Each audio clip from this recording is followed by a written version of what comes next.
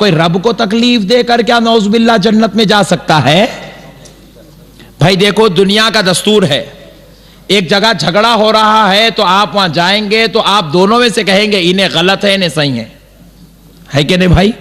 ہر جھگڑے میں ایک غلط ہوتا ہے اور ایک صحیح ہوتا ہے، ہر جھگڑے کا یہ دستور ہے، ایک صحیح ہوتا ہے ایک غلط ہوتا ہے، دونوں بھی صحیح ہے اور جھگڑا ہو، ایسا آج تک ہوا ہی نہیں۔ ایسا ہوا کیا بھائی؟ صحیح جگہ جھگڑا نہیں ہوتا، جہاں غلطی ہوتی ہے وہیں جھگڑا ہوتا ہے۔ اب بعض لوگ کہتے ہیں کہ بھائی یزید جنتی ہے، تو میں بولا چلو مان لیں یزید جنتی ہے تھوڑی دیر کے لیے، مان لے مطلب آپ مان لو مت بھائی، بولیں گے احمد نقشبندی صاحب منوا کے گئے وہ ایک مصیبت، مان لیں مطلب تھوڑی دیر کے لیے۔ ان سے ایک سوال کرتے ہیں جو لوگ کہتے ہیں یزید جنتی ہے، میں نے کہا چلو یزید جنتی ہے تو اب حسین کے بارے میں کیا خیال ہے؟ دونوں میں سے کسی ایک کو جنت میں بھیجنا ہے، اب دونوں جنت میں نہیں جا سکتے، نہیں بھائی، ایک زمین کے اوپر دو لوگ لڑ رہے ہیں، یہ زمین میری ہے یہ زمین میری ہے، تو اب دونوں میں سے عدالت یہ نہیں کہہ سکتی تم دونوں رکھ لو، عدالت یہ نہیں کہہ سکتی تم دونوں رکھ لو۔ اب میں آپ کو جج بنا کر یہ سوال کر رہا ہوں، اب جنت ایک گھر ہے جس کے لیے دونوں لڑ رہے ہیں، ایک کا نام حسین ہے اور ایک کا نام یزید ہے، تو اب آپ بتائیں جو لوگ کہتے ہیں یزید جنتی ہے تو میں پوچھتا ہوں حسین کو کہاں بھیجتا ہے؟ نعوذ باللہ۔ تو اسی لیے ماننا پڑے گا دونوں میں سے کوئی ایک جنت میں جائے گا، دونوں جنت میں نہیں جائیں گے، دونوں میں سے کوئی ایک جنت میں جائے گا، اور جو ایک جنت میں جائے گا آپ مت بولیے وہ کون ہے، میں نہیں بولتا وہ کون ہے، اللہ کہہ رہا ہے وہ حسین ہے۔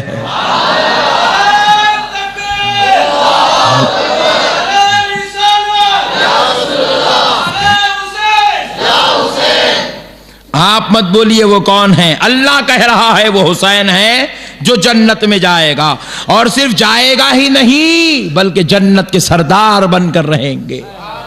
پیارے حسین علیہ السلام جنت کے سردار بن کر رہیں گے۔ دنیا کی حماقت دیکھو۔ اب میں پوچھتا ہوں چلو اب انہیں اگر یہ بولنا چاہتا ہے یہ ٹائی والا یہ بولنا چاہتا ہے کہ بھائی نہیں یزید بھی جنت یہ، تو میں پوچھتا ہوں یزید اب جنت میں جا کے کریں گا کیا؟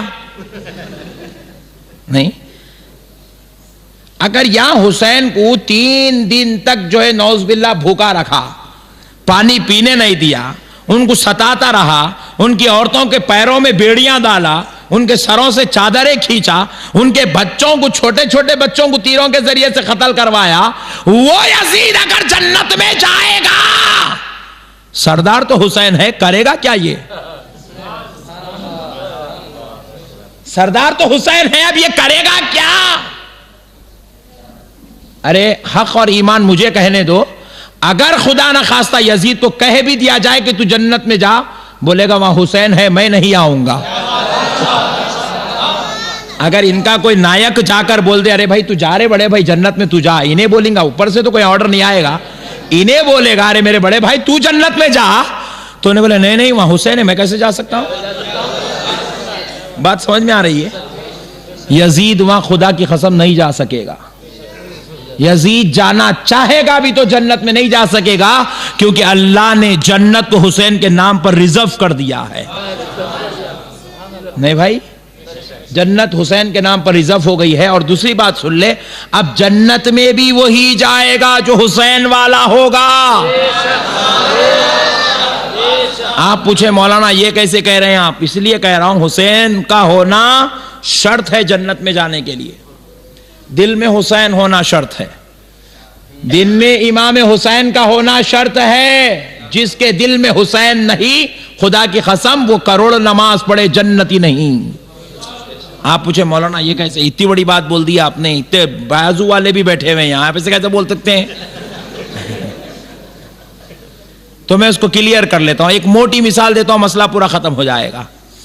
دیکھو بھائی آپ کا گھر ہے، آپ اپنے گھر کے مالک ہیں، ہاں میں آپ کے گھر پہ آیا، بغیر کھٹکا مارے اندر گھس گیا، آنے دیں گے؟ بولیں گے مولانا رات تک ہی اچھے ہیں آپ باہر جائیے۔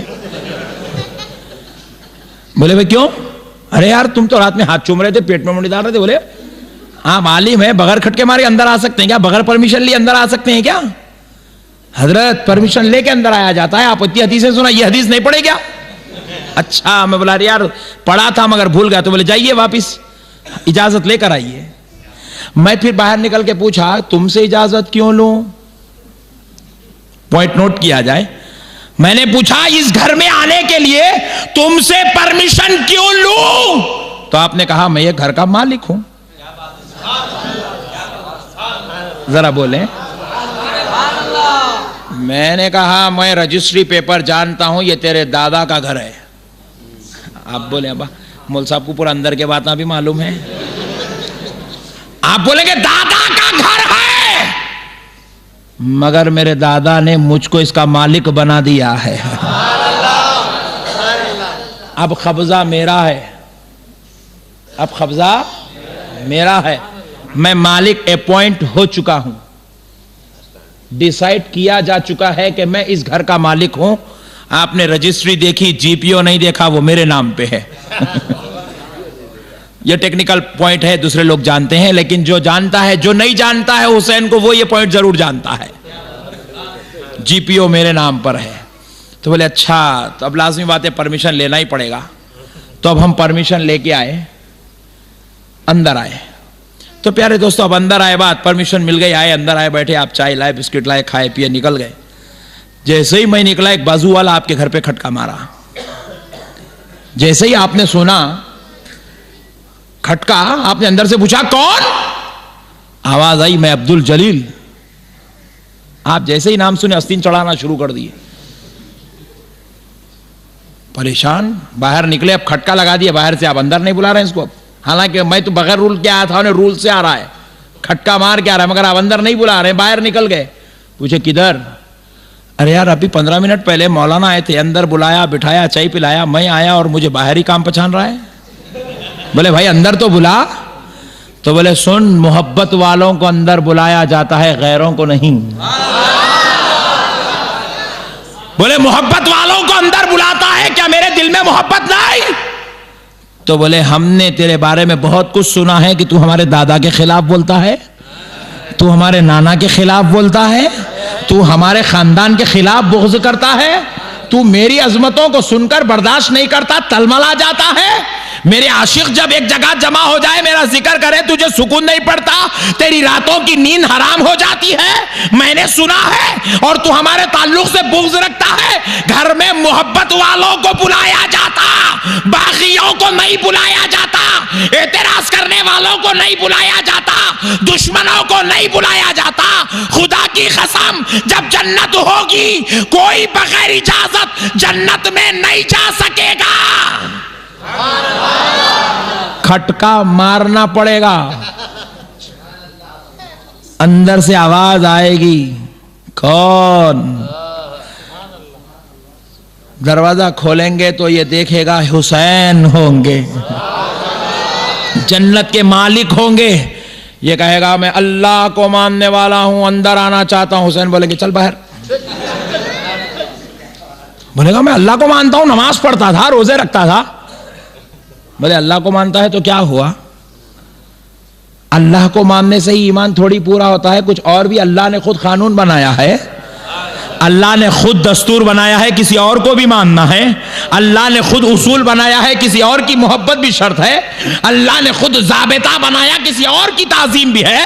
تو اللہ کو تو مانتا تھا, تو یا کیوں آیا؟ بولا یہ اللہ کا گھر ہے اس لیے آیا ہوں. بولے دیکھتا نہیں ہے, اللہ نے میرے نام پہ کر دیا ہے. حسین کہیں گے اللہ نے میرے نام پر کر دیا ہے. اور وہ کہے گا اچھا جی ہاں, ایک بار احمد نقشبندی صاحب نے سنایا تھا, آپ سردار ہیں.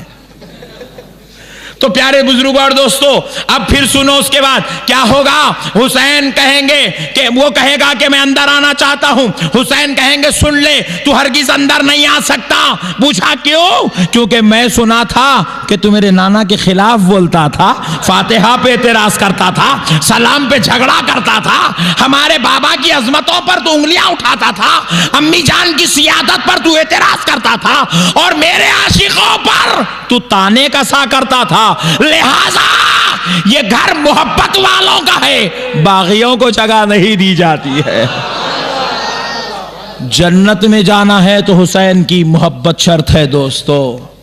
اس کے بغیر جنت کا دروازہ نہیں کھلتا. اجی اللہ کی رحمت کا دروازہ نہیں کھلتا ان کے بغیر تو جنت کا دروازہ کہاں سے کھلے گا؟ اللہ کی رحمت بھی ان کے نام کی برکت سے آتی ہے, اللہ کی عبادت بھی ان کے نام پر مکمل ہوتی ہے. اسی لیے میرے آقا صلی اللہ علیہ وسلم نے فرمایا کہ حسین مجھے عزیز ہے, حسین مجھے عزیز ہے. اور یہ دنیا کی محبت تھی, دنیا کے معاملے تھے. حضور نے کہا حسین میرے گلشن, میرے باغ دنیا کے دونوں پھول ہیں, حسن اور حسین. اور سنو دوستو, میرے آقا صلی اللہ علیہ وسلم, ایک پیاری حدیث ہے, ایمان تازہ ہو جائے گا سننے کے بعد. یہ جو لوگ کہتے ہیں نعوذ باللہ ہم رسول کے برابر ہیں, ہم رسول کے جیسے ہیں, نعوذ باللہ ہم چاہے تو آگے بھی بڑھ سکتے ہیں پر نہیں.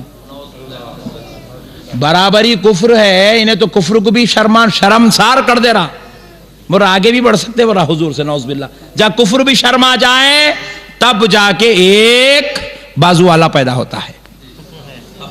جب کفر شرمسار ہو جاتا ہے وہاں ایک بازو والا پیدا ہوتا ہے. اللہم احفظنا من کل بلاء دنیا وعذاب الاخرہ.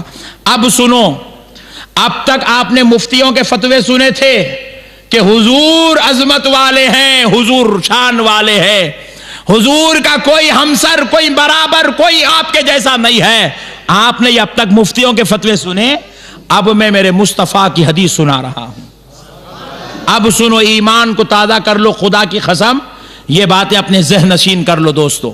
میرے آقا ارشاد فرماتے ہیں, اور یہ حدیث حضرت عبداللہ ابن عباس رضی اللہ تعالی عنہما سے روایت ہے, قال رسول اللہ صلی اللہ علیہ وسلم ایھا الناس. اب حضور خطبہ دے رہے ہیں, خطاب فرما رہے ہیں, خطاب مصطفیٰ ہے. سنو, لوگ کہتے ہیں نعوذ باللہ حضور کی عظمت میں کمی کرنے کے لیے عجیب و غریب باتیں. اور ایک صاحب تو کیا بول دیا, حضور ہمارے والد ہے, بول رہے ہیں نعوذ باللہ. کیسا بھی کرنا, عظمت کو کم کرنا ان کا مقصد ہے. ایک جنا بول دیا حضور ہمارے بڑے بھائی کی جیسے ہیں, بول دیا. ایک شخص بولتا ہے حضور ہمارے برابر ہے, ہم چاہے تو حضور سے آگے بڑھ سکتے ہیں, بولتا نعوذ باللہ استغفر اللہ ربی من کل ذنب واتوب الیہ. اب ذرا آئیں حضور کا خطبہ, خطاب مصطفیٰ سنو. صحابہ کے جلسے سے ہو رہا تھا.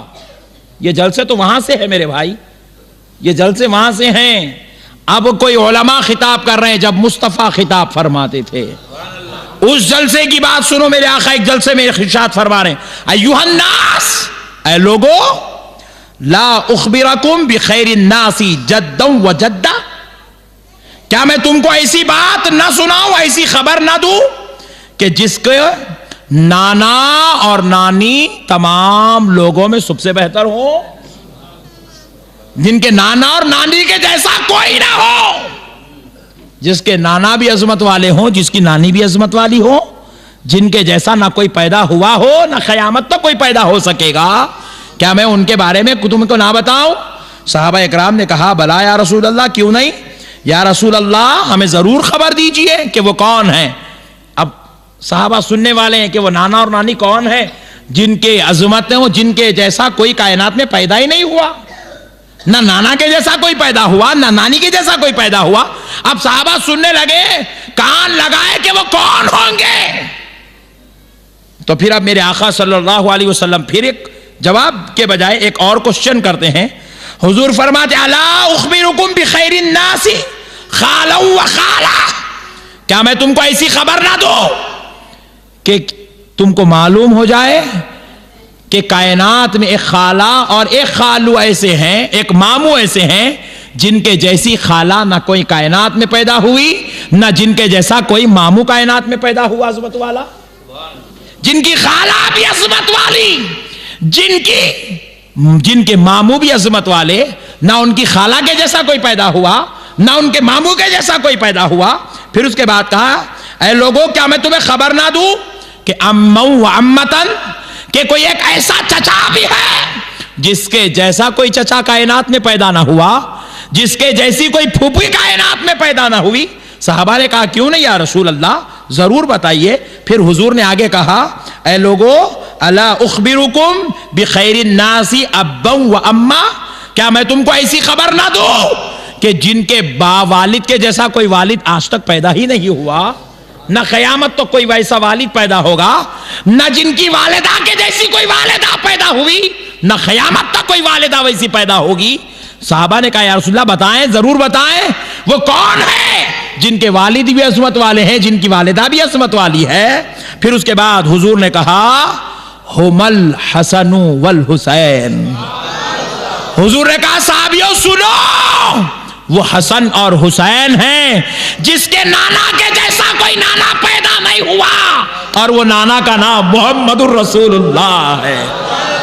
صحابیوں سنو، وہ نانی خدیجۃ الکبریٰ ہے جو حسین اور حسن کی نانی ہے، جن کے جیسی نانی اس کائنات میں کوئی پیدا ہی نہیں ہوئی ہے۔ یہ میرے حضور کہہ رہے ہیں، کسی مفتی صاحب کا فتویٰ نہیں۔ حضور کہہ رہے ہیں ان کے جیسا کوئی پیدا ہی نہیں ہوا ہے۔ نانا کے جیسا نہ کوئی نانا پیدا ہوا، نانی کے جیسی نہ کوئی خاتون کائنات میں پیدا ہوئی۔ پھر اس کے بعد کہتے ہیں صحابیوں سنو، پھر میرے آقا ارشاد فرماتے ہیں ان کی ماں سیدہ فاطمہ ہے، ویسی ماں کائنات میں پیدا ہی نہیں ہوئی، اور ان کے بابا علی المرتضیٰ ہے، ویسے والد کائنات میں پیدا ہی نہیں ہوا۔ اللہ نے ان کو اتنی عظمت والا، اتنے بلند درجے والا بنایا۔ پھر اس کے بعد حضور فرماتے ہیں صحابیوں سنو، میرے آقا نے ارشاد فرمایا کہ ان کی پھوپھی ام ہانی ہے، اور ان کے چچا جعفر بن ابی طالب ہے۔ نہ جعفر بن ابی طالب جیسا کوئی چاچا پیدا ہوا، نہ ام ہانی جیسی کوئی پھوپھی پیدا ہوئی ہے۔ اللہ اللہ، قربان جاؤ میرے بھائی، یہ عظمت میرے آقا بتا رہے ہیں۔ میرے آقا بتانا چاہتے ہیں میرے یہ بچے اتنے عظمت والے ہیں کہ ان کا پورا خاندان عظمت والا ہے، نہ ان کے جیسا کوئی نواسا ہے، نہ ان کے نانا کے جیسا کوئی انسان پیدا ہوا ہے۔ ان کی برابری خاندانی اعتبار سے نہیں ہو سکتی تو رسالت کے اعتبار سے کہاں ہو سکتی ہے میرے بھائی؟ نانا تو سب ہے، رسول سب نہیں ہے۔ پوائنٹ نوٹ کیا جائے، نانا سب ہے، یہاں جتنے بوڑھے حضرات بیٹھے سب نانا ہے، مگر پوری کائنات کے نانا مل جائیں تو نانائے رسول کے جیسا نہیں ہو سکتے، نانائے حسین کے جیسا نہیں ہو سکتے۔ پوری کائنات کی نانیاں جمع ہو جائے خدیجۃ الکبریٰ کے جیسی نہیں ہو سکتی، جبکہ پوری کائنات کی عورتیں نانی بن سکتی ہے، مگر پھر بھی نانی خدیجہ کے جیسی نہیں ہو سکتی، تو پھر کوئی رسول ہی نہیں ہو سکتا تو رسول اللہ کے جیسے کیسا ہو سکتا ہے؟ رسول تو وہ واحد ہے، ان کے بعد کوئی رسول ہی نہیں، تو پھر ان کے جیسا کوئی ان کے بعد رسول ہی نہیں ہے، تو پھر اب ہم میں سے کوئی ان کے برابر کیسے ہو سکتا ہے؟ نانا ہو کے حسین کے نانا کے جیسا کوئی نہیں ہو سکتا، تو پھر امتی ہو کے کوئی رسول کے جیسا کیسے ہو سکتا ہے؟ ذرا غور تو کرو میرے بھائی، یہ جو برابریوں کا معاملہ تھا میرے مصطفیٰ نے مٹا دیا۔ کہا خبردار، حسین اور حسین کے خاندان کے بارے میں بھی برابری کا دعویٰ کرنا تمہارے لیے کفر کا سبب بن جائے گا۔ میرے پیارے بھائیوں، اب دیکھو یہ جو خاندان ہے جس میں رسول اللہ بھی ہیں، سیدہ خدیجۃ الکبریٰ بھی ہیں، سیدنا علی بھی ہیں، سیدہ فاطمہ بھی ہے، جعفر بن ابی طالب بھی ہیں، اور حضرت سیدنا ام ہانی بھی ہیں، پھر حضرت زینب بھی ہیں، پھر حضرت ابراہیم بھی ہیں۔ یہ ایسا خاندان حسنین ہے کہ اب ذرا سنیں، میرے آقا صلی اللہ علیہ وسلم ارشاد فرماتے ہیں، اور اس حدیث کو حضرت عمر ابن خطاب نے روایت کیا۔ حضرت عمر فرماتے قال سمعت رسول اللہ یقول کل سبب ونسب منقطع یوم القیامہ۔ حضرت عمر فرماتے ہیں کہ رسول اللہ نے فرمایا کہ قیامت کے دن سارے رشتے ٹوٹ جائیں گے۔ قیامت میں کوئی کسی کا رشتہ باقی، سب رشتے ٹوٹ جائیں گے، نہ کوئی ماموں بھانجے کو پہچانے گا، نہ کوئی خالہ بھانجی کو پہچانے گی، نہ والد بیٹے کو پہچانے گا، نہ بیٹا اپنے باپ کو پہچانے گا، سارے رشتے ٹوٹ جائیں گے، بلکہ اولاد کو دیکھیں گے تو لوگ بھاگ جائیں گے، کوئی کسی کا مددگار رہے گا، وہ وہاں بھی نہیں ٹوٹے گا۔ حضور فرماتے ہیں کون سا رشتہ؟ حضور فرماتے ہیں کہ قیامت کے دن میرا رشتہ میرے ساتھ رہے گا، میں فاطمہ کا بابا ہی رہوں گا اور فاطمہ میری بیٹی رہیں گی، حسن اور حسین میرے حسب نسب میں رہیں گے، اور اس دن کوئی ہمارا حسب نسب نہیں ٹوٹے گا۔ یہ تو دنیا کی بات تھی، قیامت کی بات تھی۔ اب جنت کی ایک بات سن لیں، میرے آقا صلی اللہ تعالی علیہ وآلہ وسلم ارشاد فرماتے ہیں، میرے آقا نے ارشاد فرمایا کہ کہ جنت میں بھی میرا رشتہ نہیں ٹوٹے گا، جنت میں بھی میرا رشتہ نہیں ٹوٹے گا۔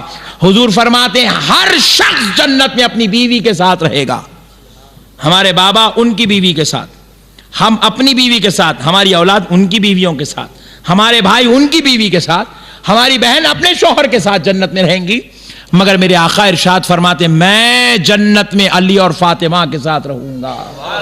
اللہ اللہ، اتنا عظیم رشتہ ہے۔